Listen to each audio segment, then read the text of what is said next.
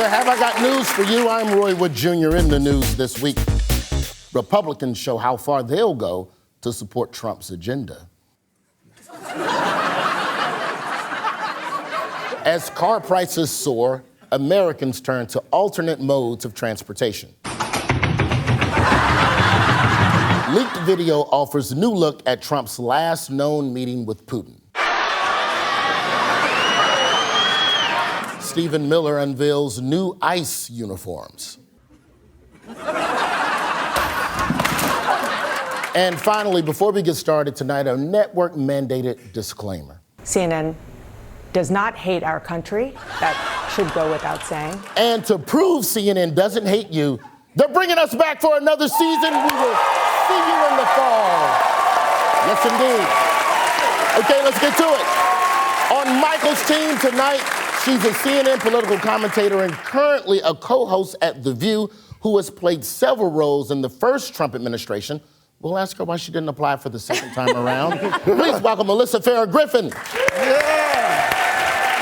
And joining Amber, he is a comedy legend and the only man besides Samuel L. Jackson who can pull off a backwards Kangol. Give it up for George Wallace.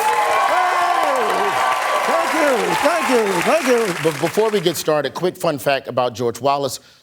His mama was one of the first Doge cuts. They cut 600 pounds from the budget. Let's get into it. Hold on.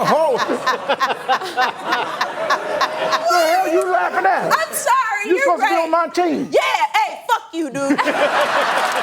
Your mama's so fat when she gets on the elevator, oh, it's going down. And I did meet your mom at the airport. She got a job sniffing luggage. Come on. Now for the biggest stories of the week. Amber and George, watch the clip and tell me what's the story. Okay. Okay, so this lady's happy because she's getting out of here.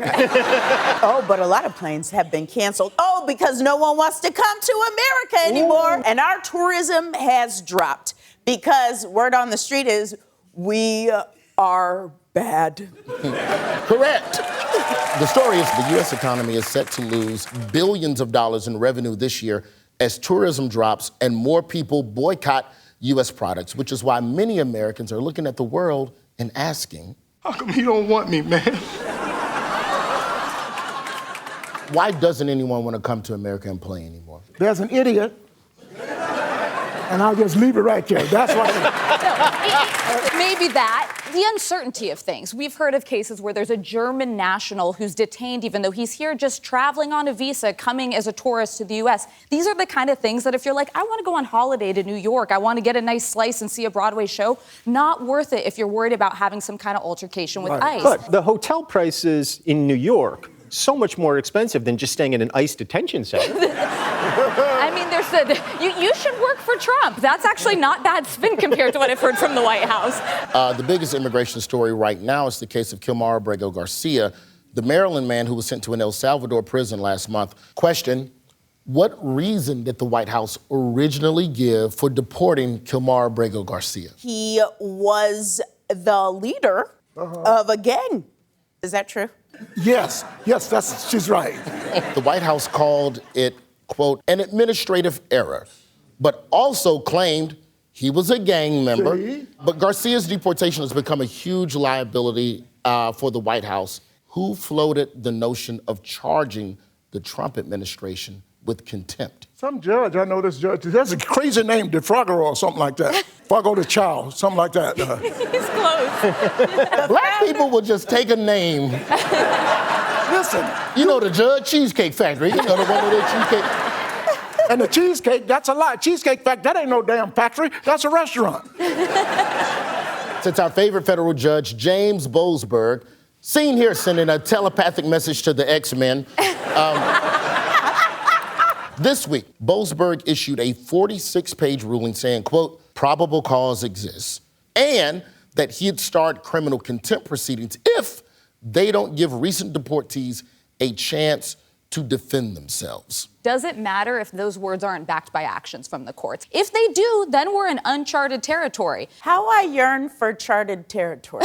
Right? What happens if Boasberg says, y'all are in contempt? Yeah. Then what happens? The courts have some powers. Maybe they want to send some U.S. Marshals down to get this gentleman and show that they're willing to overstep the executive branch. Wait, they're going to send U.S. Marshals to El Salvador? I'm just saying, somebody's got to flex and be like, well, we're equally powerful too, and we haven't seen a lot of that yet. It is complicated, but it is law and order. That's why when you watch the show, they show you the Ice-T part and the Sam Waterston part. Correct. So you can understand what's going on. Now, how is Trump revising his current stance on immigration? He said, I agree. I was mistaken. I've heard you. Let's bring them all back. And you know what? Let's give them 40 acres and a mule. Not before us. Trump responded reasonably to requests by Republicans by threatening to deport American citizens too. Here he is praising El Salvador President Nayib Bukele and his prison system. Could we use it for violent criminals, our own violent criminals? I call them homegrown criminals. Yes. I mean, the homegrowns. The ones that grew up and something went wrong and they hit people over the head with a baseball bat. We are looking into it and we want to do it. I would love to do that. As soon as that interview was over, Trump was like, deport her. After days of trying to access the prison where Garcia is being held, Maryland Senator Chris Van Hollen was able to meet with his constituent and posted proof of life. El Salvador President Bukele also posted about it, but people noticed one big difference between the two photos. They did not drag this man from an El Salvadorian prison, put him in a Kmart shirt, and put a margarita in front of him.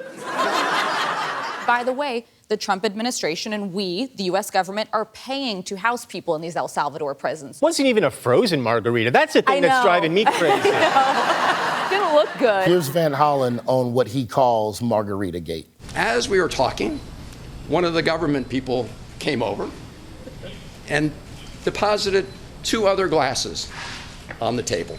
They look like margaritas. He also added more crazy details that people didn't even know. They actually wanted to have the meeting by the side of the pool, right, in the hotel. They want to create this appearance that life was just lovely for Kilmar. If I'd been in a concentration camp for a couple of weeks and they were like, hey, you want to go poolside? I'd be like, yeah.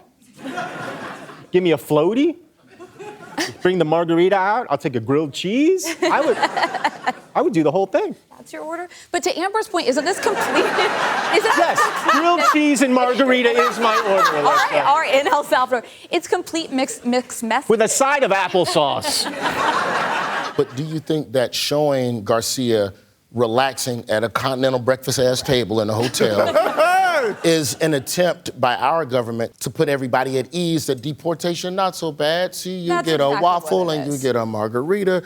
It's okay. But it's worth making the point that whether it's in a terrorist center in El Salvador or it's at a continental breakfast in El Salvador, none of these people should be in El Salvador regardless. It doesn't matter.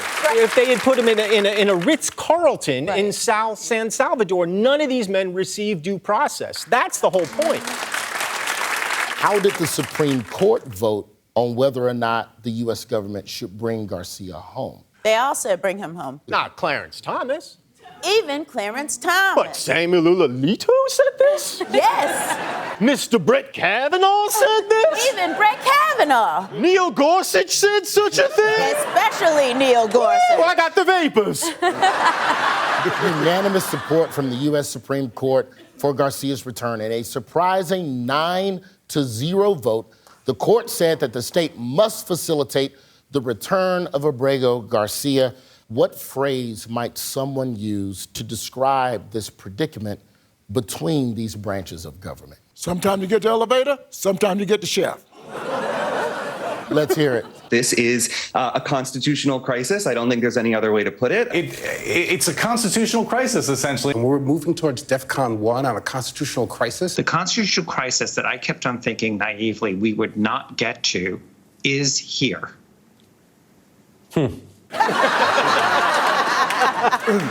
That pause was Ari Melber trying to think of a rap lyric. Are we in a constitutional crisis? I don't feel like we're in a constitutional crisis. I thought the Constitution was safe at Nicolas Cage's house. If the Supreme Court says the Trump administration is wrong, they should immediately bring the gentleman home, and shouldn't be any question. But we shouldn't even be talking about it right now. George, I have a sincere question for you, because I've seen the photograph that you have posted of yourself hanging off the lamppost during the Civil Rights era. How does this moment in American history right now compare to what you were experiencing in that moment? The climate of America right now is just terrible. I'm a person that teaches love, and that's all I want to see. I don't want to see all of this negative stuff. Well, you're on the wrong show, George. If I were in charge of this country, everybody knows the first thing I would do to make everybody happy is Chick-fil-A gonna be open on Sunday. I don't give a damn. No. We'll cover your policy points later. Michael and Alyssa, watch the clip and tell me what is the story. All right. Oh, Indio, that's Coachella, a bunch of stoners. No, Bernie Sanders. So that was Indio, California, where Coachella takes place, and then we saw Gen Z superhero Bernie Sanders appearing at Coachella. Yes, Bernie Sanders made a surprise appearance at the annual music festival last weekend, introducing Claro's Saturday night set. It's okay, I don't know who Claro is. I'm told that she's popular, so I will believe that. Oh, it's a she. You know what? I don't even want to put myself in that corner yet. They are an artist that is to be respected. Here's Bernie and Claro. Kind of looks like take your pop to work day. Here's Bernie tapping into the Claromentum. Please give it up for Senator Bernie Sanders! We got a president of the United States who... I agree. Please welcome Claro. They should let him introduce all the acts at Coachella. Ladies and gentlemen, Shabuzi. But this was just one stop on Bernie's Fighting Oligarchy tour that he's on with AOC. But it's not a presidential election year. It's not even a midterm year. Does anybody want this tour right now? It seems to be resonating. They're drawing huge crowds in places like Idaho, not exactly a blue stronghold, but they've also got to look toward electoral wins. And the way that Democrats are going to win is not by running two progressives that are as far left as Bernie Sanders and AOC. That's the advice we keep getting from Republicans. Nominate people more like us. Nominate people more like us. Yes. And then what do we end up with? But with due respect, you guys nominated Kamala Harris, who spent her entire campaign... Well, nominated. Okay, true. Who spent her whole campaign running away from a more progressive record to the center. Yes, and she lost. Here's AOC delivering some heat at one of the rallies. Donald Trump is a criminal. And if he wants to find the rapists and criminals in this country, he should look in the mirror. What she was saying is he's going to El Salvador. I'm sorry, AOC. That was a great burn, but you'll never beat the all-time greatest burn on Donald Trump. You're ducking these things. And let me tell you what's going to happen. You keep doing that, no one up here is going to call you Donald Trump anymore. We're going to call you Donald Duck.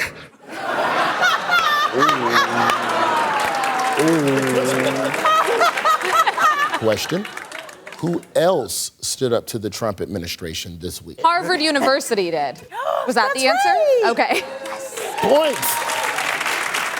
Harvard University President Alan Garber, seen here saying he wants to show you the house, but he needs to see a few more pay stubs. President Garber refused to cede to Trump's demands to make Harvard more conservative, saying that no party can tell private universities, quote, whom they can admit and hire and which areas of study and inquiry they can pursue. You would think that Trump, someone who started his own university, would have respect for the institution of education. Yes. Trump responded on Truth Social with a 217-word rant that said, quote, Harvard is a joke, teaches hate and stupidity, and should no longer receive federal funds. Thank you for your attention to this matter. What, did he just send out an order? Am I supposed to do something? With the left finally waking up a little bit, Republican lawmakers know that they need to answer for what's happening. Iowa Senator Chuck Grassley stepped up to the challenge by holding a town hall this week. Has there been a good town hall yet this year? I did not know this man had a town hall. I have not seen a clip of it. I know for a fact it was apeshit. So true. Roll the clip. What are you going to do about it? These people have been sentenced to life imprisonment in a foreign country. You ignored my letter. I'm pissed. It was angry. They're like one of them, like, you know, in the civil rights movie when they don't want the black family to move in. What do you mean he's gonna play on the team? Now, we all know communication hasn't been Grassley's strong suit. Does anyone know what Chuck Grassley is infamous for? Oh, he has hilarious tweets about the History Channel. Grassley is infamous for his incomprehensible tweets about any and everything. Tweets like, quote, if you lost your pet pigeon, it's dead in front yard, my Iowa farm, sorry for bad news. Or, Fred and I hit a deer on Highway 136 south of Dyersville after I pulled fender rubbing on tire. We continued to farm, assumed deer dead. Or, Windsor Heights Dairy Queen is a good place for you know what. We'll be right back.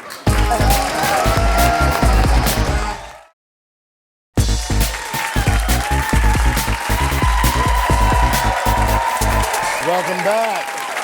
It's time now for Missing Words. Captains, I'm going to give your team some recent news headlines with keywords cut out, and you'll have to fill in the blank and give us the full story. Here's your headline. Right-wing pastor claims blank can turn you gay. Like, wasn't it a thing, like, there was, like, a conspiracy that soybeans make you gay? I'm gonna go with soybeans. I think I heard about this weird person. It's something about at the airport. He likes to be touched instead of going through the metal detector. Oh, yeah, he right. likes to be continue gay. This. Yeah, something like that. I would have said a hot woman, because that's what made me gay. Right-wing pastor claims airport body scanners can turn you gay. On a recent podcast, Pastor Andrew Isker proclaimed his refusal to be scanned at the airport, calling it, quote, the gay beam machine, and that he instead opts to be patted down by security. The He's machine skipping makes the gay you beam machine for the pat down. That's right. Touch my cavities, please. Here's Andrew clearing up any confusion on the issue. It appears having a guy touch you all over the place is, on its face, seems worse. But you don't really know what those things are doing to you. So where the imaging goes, or what they're doing, because it's like what they're doing in the back room. They can just take a picture of me sort of naked. Like no virtual adrenochrome system back there. Did you see this man? He is one leather harness away. Here's your headline. What happens to blank in space? Experts weigh in. Botox. I've always wondered what happens to Botox in space. Why are you wondering that? Does it stay in place? Does it go somewhere? I wonder what happened to farts in space. There's no atmosphere to move it around. So you just kind of linger in it like a bubble. That's what a good fart would do. Wait, give me a minute. What happens to Botox, fillers, and implants in space? Right? Yes. Experts weigh in. I really didn't expect to be. Yes, this is what all the scientists who Elon fired are working on. Some doctors say that your Botox will be fine, but your fillers might shift, and people with breast implants could feel discomfort due to accumulation of peri-implant gas. Remember them Reebok pumps back in the day? And then you hit that valve. Why were people curious about space's effect on cosmetic procedures? Because all these women went to space. Yes, the answer is because of Monday's star-studded, all-female, full-glam space flight aboard one of Jeff Bezos' private space rockets. It's like the reverse of Hidden Figures, where the minorities get to go up there. White people stay on Earth and do the calculations. On Monday, Gayle King, Katy Perry, Lauren Sanchez, and 3 other women who are probably fine staying anonymous, they returned safely to Earth after 10 minutes and 21 seconds in the sky, where they did this. 1, 2, 3, taking up space! Let me tell you something. I don't believe they went out of space. I was watching Gayle King on the news, and I went and took a shower, and then she was back. That's bullshit. Would you go, George? Hell yeah, I'll go. I got nothing else to do. All of these spaceships, they go up for a purpose. There's experimenting going on, and I think that's progress being made, and I love it, and I would like to be a part of that. Aww. I'm on fire now, I'll tell you when I get up. Here's your headline. Toko the blank, who lives in $16,000 blank, may be forced to close his blank. I think this is from religion. Toko, the dog, lives in a $16,000 doghouse. Remember the dog? The preacher had the dog in the doghouse with the air conditioning and all that stuff like that? And he was forced to close his, Toko the human collie, who lives in $16,000 dog suit, may be forced to close his human zoo. Who the hell would pay $16,000 for it? People can do some stupid shit. I know, that's ridiculous. That's crazy. I paid $20,000 for mine. Where's he getting a $16,000? Look, there's a lot to unpack here. Now, for starters, let's see Toko the human collie in action. Let's start with that.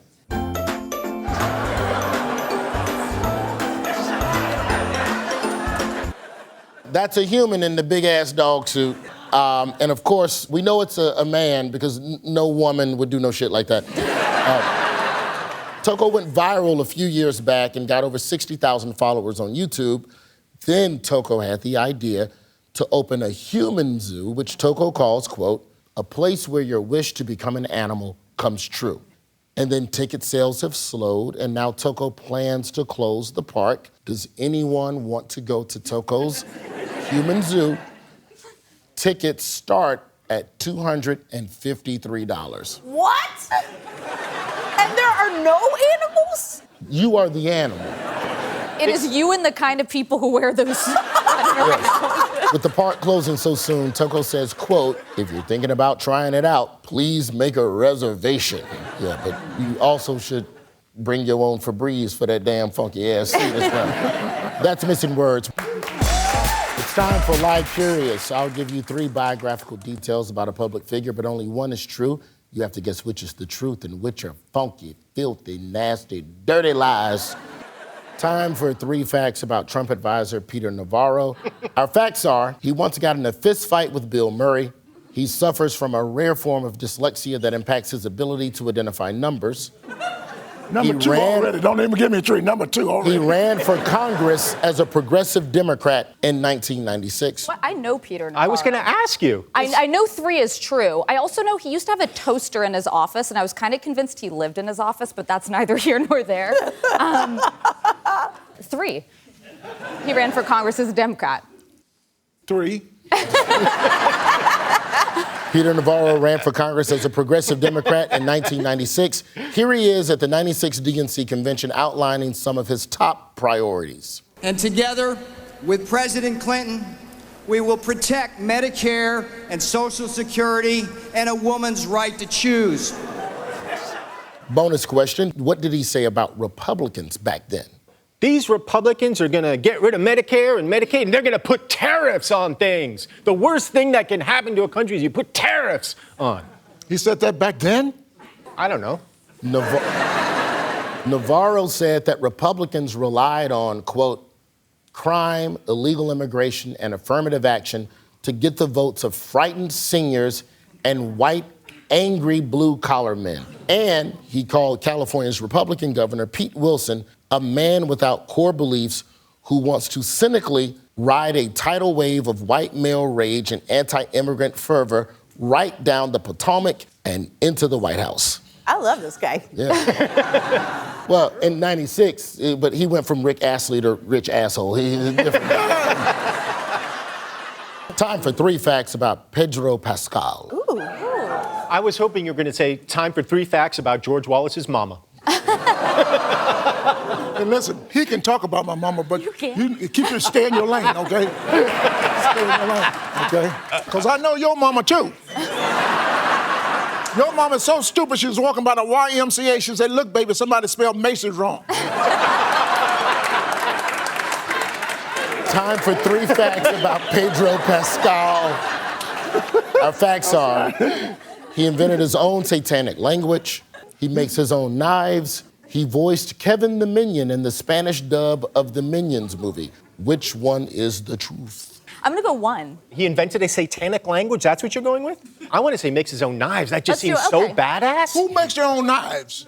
Pedro Pascal. Yeah. Pedro Pascal. What do you think, George? Which one is true? These 3 do we think is true? Make his own knives. Pedro Pascal invented his own satanic language. Pascal played a goth suspect named Dio in a 2001 episode of NYPD Blue. And when it came time for him to do some weird incantations at the cops, the producers told him to just make it up. Watch. I have a message for you.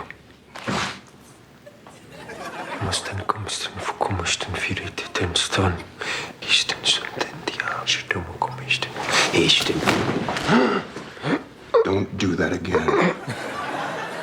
Alyssa, you immediately went to satanic language. You were right. I was wrong. Alyssa, I apologize. Kind of fun fact, years later, Pedro will go on to co-star with the actual devil. Look, now we need to kill that thing. I don't trust Baby Yoda. That's been Like Curious. More after the break.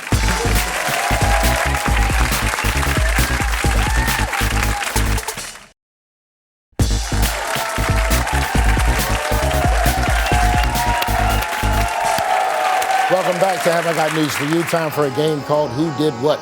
I feel like you should give that a little pepper when you say that. Like, I feel like it should be, I feel like it should be like a thing. Okay. We're gonna play a game called Who Did What? We will start with 3 people from the news and pop culture. I'll name a job one of them did before they got famous, and you have to guess who did what? Who had a job glazing hams? Was it Gina Davis, Paul Rudd, or David Lynch? Paul Rudd's been famous since before he was born. I was gonna say he's Jewish. He's not allowed to touch that. Oh. I feel like Gina Davis go to work. I bet she has had 49 jobs. I want to say it's David Lynch. David Lynch feels that's such a weird job, glazing hams. And he's weird. That's what I'm saying.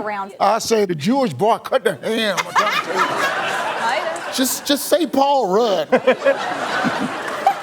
He's right. The answer is Paul Rudd. Are you serious? That's why I said, yeah, okay, good. Yeah, the Jewish boy touched the ham. Here's Paul Rudd talking through his process. There was more than just a basic glaze. I had to. It was a full day. A torch and a sugar sifter. And it's a kind of a repeated motion of sift. You know, just the background. You get a rhythm down. That's where the art comes in. And then...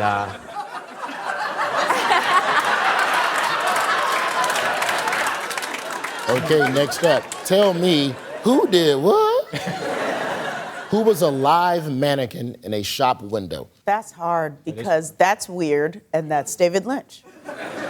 But Gina Davis looks like she would be a mannequin. Yeah, she's beautiful. I would buy clothes that she was wearing. Yeah. I want to say David Lynch. I just want it to be David Lynch. We all want it to be David Lynch. David Lynch. David Lynch. Gina Davis. Yes, of course. You see the mannequin there, it got no junk. Davis was working retail at Ann Taylor when she decided on a lark to just go sit in a window with one of the mannequins, and it went over so well that Ann Taylor ended up hiring her to sit in the store window on weekends due to her, quote, uncanny ability to be still. I mean, if that don't work, you can be one of them robot men in Times Square. Can I have the camera? Hey, Ann Taylor. It's me, Amber Ruffin. I don't move from Saturday to Tuesday. That's every week, and you can have that for the low, low price of whatever you were paying Gina Davis.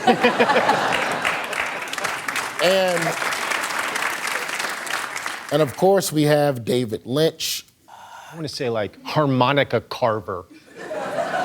Like a cog tester. Yeah. He worked at Roto-Rooter. With that thing going.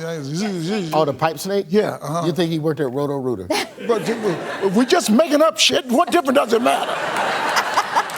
Yeah, get off our back, Roy. George is a legend, Roy. You think David Lynch worked at Roto-Rooter? Answer. David Lynch was a part-time plumber. Wait a second. Hold on.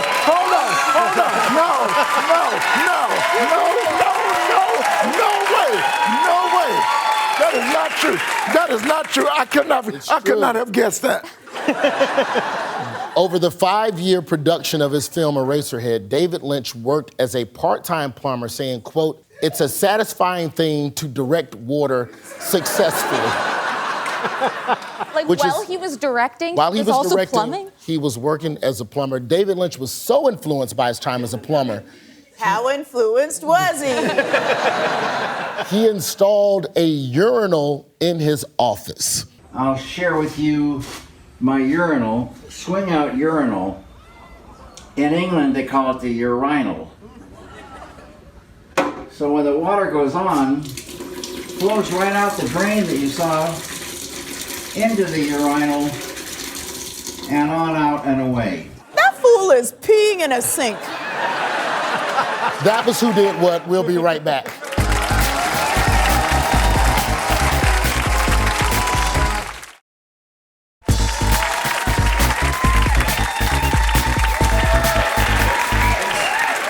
Welcome back. It's time for the offender meter. You have to tell us who's the offender, what they did, and who they offended. First up. That's the ghost of Christmas past. And our future mayor. This guy's okay with me. Okay, and that lady right there. He offended all them dead people during COVID when he didn't help them out the nursing homes. But I didn't know that. Thanks to you, bro. I hate that guy. What's his name? Who did he offend? Didn't he go after AOC and Bernie Sanders? Some of the progressives? No, that was a week before. Oh. This man is still offending. Good for him. Andrew Cuomo offended New Yorkers by putting out a housing plan that appeared to be written using ChatGPT. It might be better. Cuomo probably think GPT mean grope, pet, and tickle. Among other obvious tells that this was written by AI, the plan said Cuomo will, quote, appoint rent guideline board members who will make decisions objectively, and says the other candidates have a politically convenient posture, but to be in victory if landlords. I don't know if ChatGPT wrote that or Joe Biden after 4:30. Cuomo's campaign says that although they did use ChatGPT for research, that's not the reason for the typos in what we saw. What was their excuse? The reason is objectively is a word. And we just don't know it. It's unpopular. But you would know it if you were more objective. Cuomo's team says the paper was written by policy advisor Paul Francis, who had his left arm amputated in 2012 and writes using voice recognition software. They threw him under the bus? Yes. Like, maybe have a copy editor afterwards, somebody else to review it. Nope, it was one-arm They're Charles. like, Paul So then he said objectively? He talks like Mushmouth from Fat Albert. The plan's lowest policies must be objectively decided. Let's see your offender. This smoky-eyed little siren, he offended Maybelline because he was bored with it. He definitely offended the Chinese government, but that might have been last week. He picks a lot of fights on the internet. Oh, yeah, remember when he said peasants? Yeah. Shocked my balls off. I can't believe he said that. That is our vice president and Ron Howard's greatest mistake, J.D. Vance. J.D. Vance offended the Ohio State Buckeyes. Oh, yes, this was my favorite moment of the week. Go. Buckeyes won the championship. They do what you do. You go to the White House, you Yes. celebrate, take a picture. Yes. And they're Yes. celebrating I'm a their little slow. 2025. Yes. And he dropped the damn trophy, didn't he? Yes. JD stands for just dumb. Just dumb. Take a look.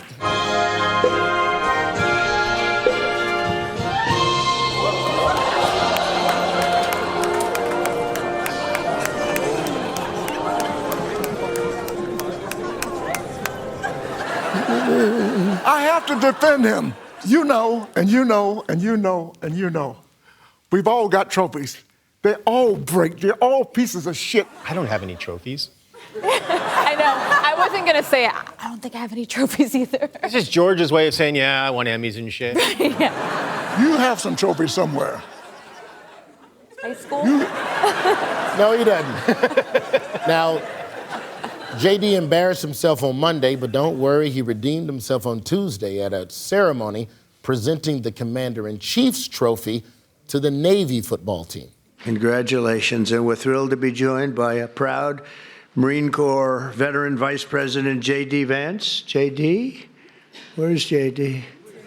What the hell happened to J.D.? Because he was just here. He must have gotten a call from China. Who was that guy? That was the Fendometer. We'll be right back.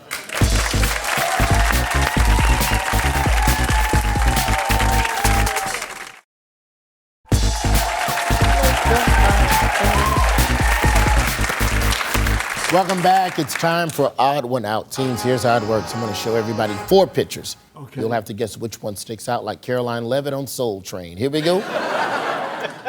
We have John Legend, Mel Gibson, Willem Dafoe, and Will Ferrell. Who is the odd one out? Okay, so Come on, John you know who. Legend is the odd one out because he's not secretly evil. You're Or saying public- Will Ferrell is secretly Will If he Ferrell? was, wouldn't that be cool? Yeah. Yeah.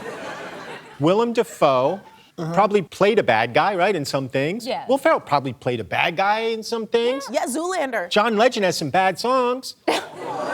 How dare you. Hey, stop that. Stop it right now. Name one bad John Name Legend. one John Legend song. Get him! Get him! Yes. There's that one about love. All right.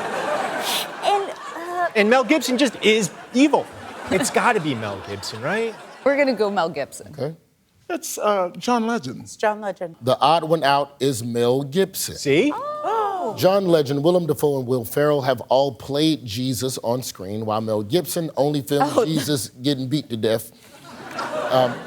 John Legend played the titular character in Jesus Christ Superstar. Willem Dafoe was in The Last Temptation of Christ. And Will Ferrell appears as Jesus in a vision to marry Catherine Gallagher in Superstar. That is true. Speaking of all things Easter and Jesus, eggs have been having a real moment this year. As prices rise due to inflation and concerns over the bird flu question, what new Easter traditions are Americans trying out instead of dyeing eggs? This is a new thing to do with eggs for Easter. Is it with that eggs right? or just it's not egg related? In lieu of eggs, or is it? In lieu of eggs. Are they just In lieu of eggs. crucifying people? In lieu of eggs, what are people dying?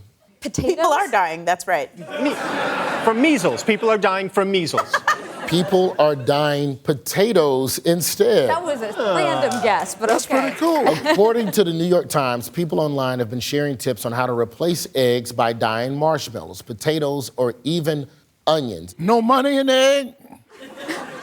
You're missing the point.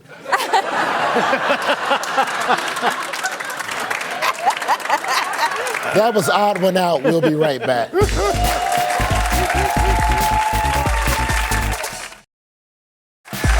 Welcome back.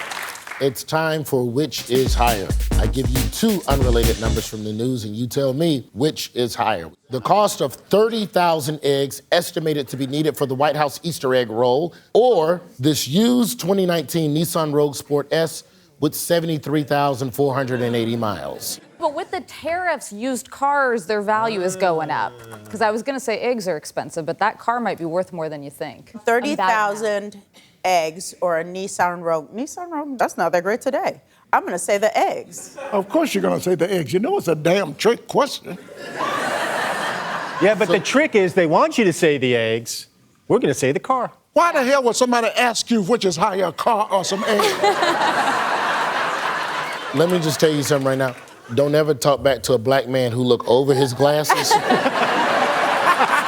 he do that, I mean, I got to look at you. Answer. The cost of 30,000 eggs at the Foggy Bottom Whole Foods at their current price of $5.99 a dozen is $14,975. The cost of a used 2019 Nissan Rogue, $13,995. The cost of the eggs is higher. I bet you know now, don't you? Sorry, Mr. Wallace. I'm sorry. That was which is higher. I want to thank our guests, George Wallace and Alyssa Farah Griffin. And of course, thank you to our team captains, Amber Ruffin and Michael Ian Black. Before we sign off, here are a few more stories we're watching. Nation's rabbit population set to rebound.